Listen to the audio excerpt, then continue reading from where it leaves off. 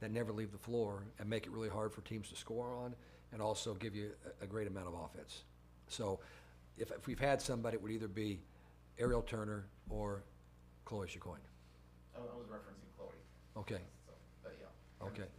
Is that what you asked me about, Chloe, to Yeah. begin Oh, with? yeah. I thought you said Eva. I'm sorry. That's been a long, long 3 days.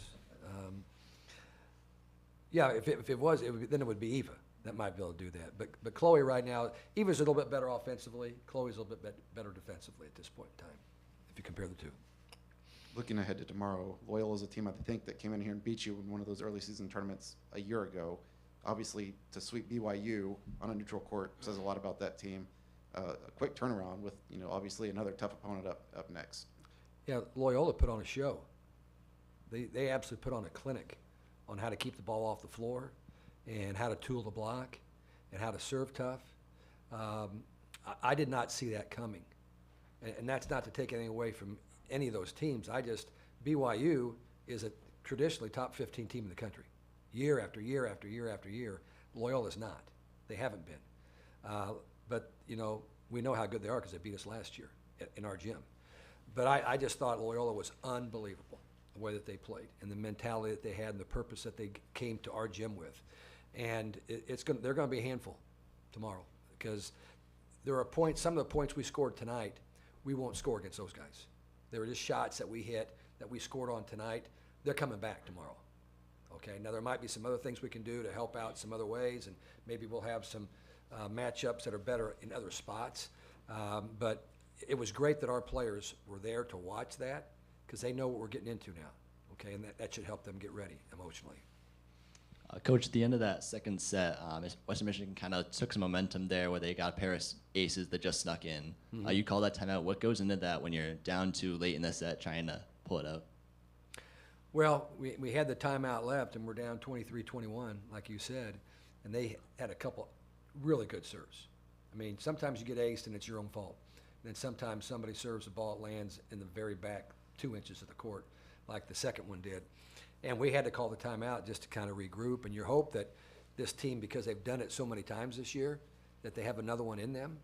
And we knew we had a matchup that was pretty good at the net if we could just pass the ball, if we could just step in front of one and pass it.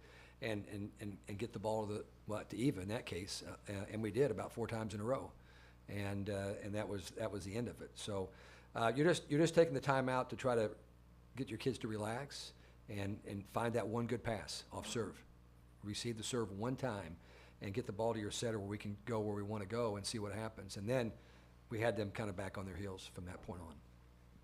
Had your 2 left side hitters really carry you through in this one in a close one? What does the rest of the team need to do to, kind of make sure that those sets aren't as close?